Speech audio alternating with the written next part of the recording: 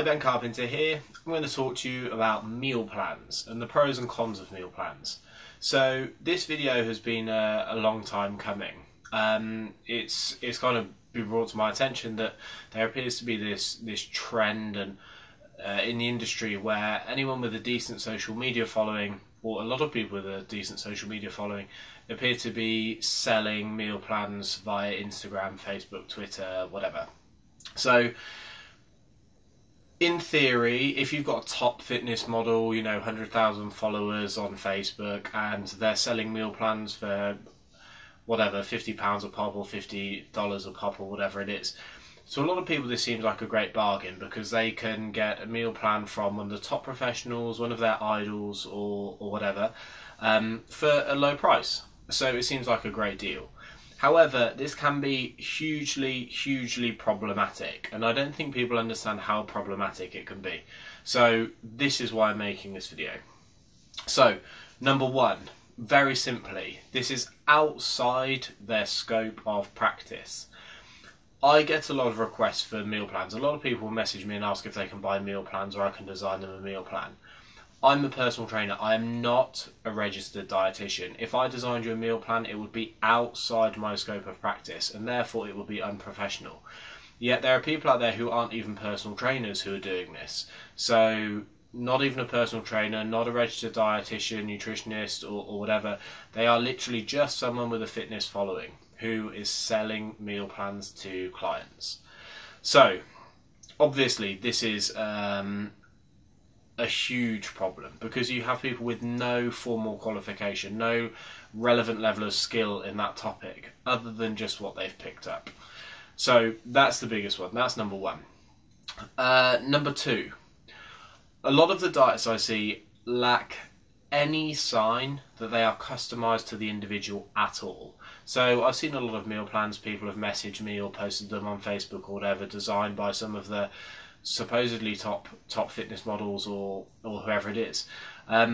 So what I've seen are diet plans that don't ask the weight of the individual, don't ask what their activity schedule looks like, don't ask what their food likes and dislikes are, doesn't ask what their goals are, essentially doesn't take into account all of the things that you need to know before you would write someone a meal plan.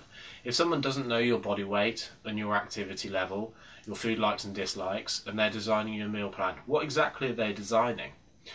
What tends to happen, unfortunately, is that you have a fitness model who already has a generic template they've made. You pay me £50, I grab that, email it to you, quick money. Very easy, get rich quick scheme, especially if you've got a large social media following. Number three, this is a slightly lesser known drawback, I think, or something that people don't often take into account. Number three is that when someone has a meal plan, it often cripples them because it doesn't give them a level of critical thinking. So for example, let's say a top bodybuilder gives out a meal plan and says this is what you're going to eat for the next 7 days. What tends to happen is that people assume they must follow that to the letter. If it says you eat at 1 PM, you eat at 1 PM. There isn't wiggle room on that. You can't eat at 1:30 or 2 o'clock if you want. You can't eat at 3 if your meeting runs over. And what tends to happen is that people don't understand what level of flexibility there is in their diet plan. For example, let's say they have a meeting, it runs late, they can't eat their 1 PM lunch because they don't finish work until 4 PM. But they're supposed to eat again at 5 PM. So if they eat now, do they then eat again at 5, or do they push that back, or do they skip their 5 PM meal and just eat their 8 PM meal? This is something that I've seen with people because they've been petrified to make any replacements or alterations to their meal plan. For example, I promise you this is the case, I've seen people where if they've been told to eat chicken, they will ask if they can eat another meat. Can I eat turkey instead? Yeah, of course you can eat turkey. It'll make absolutely no difference. But this is what I mean. So a lot of people don't understand what level of flexibility there is.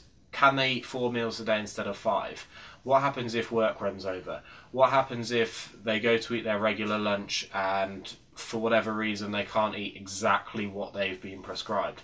Can they swap this vegetable for this vegetable? Can they swap this meat for this fish? A lot of people don't know.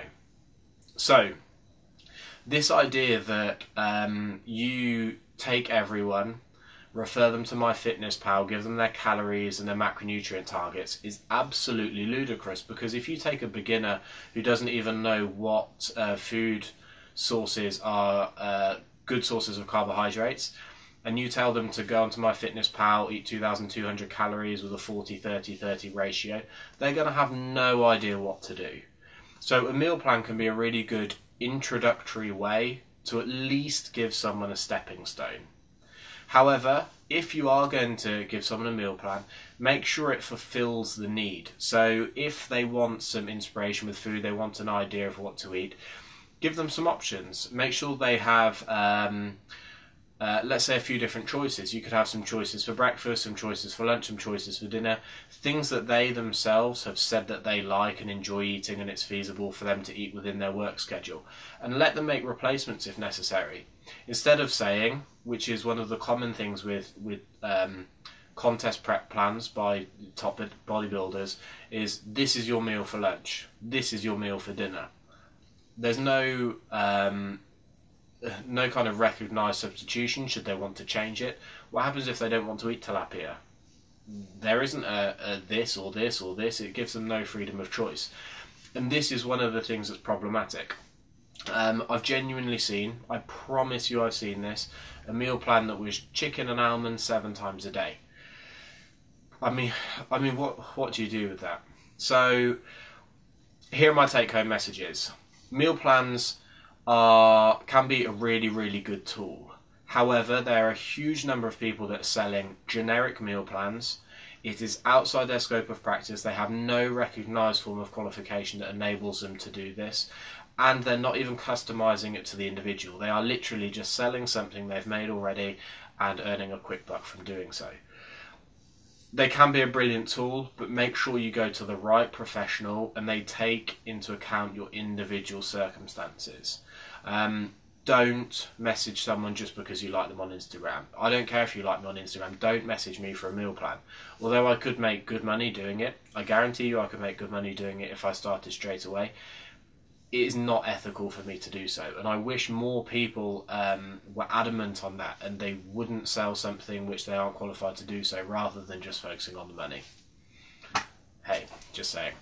So that's it. I hope this has been interesting. If you've got any questions, please feel free to ask me on my Facebook page, facebook.com/Ben Carpenter Personal Training, or my Twitter or Instagram pages are both BDC Carpenter. And thank you for watching. Bye.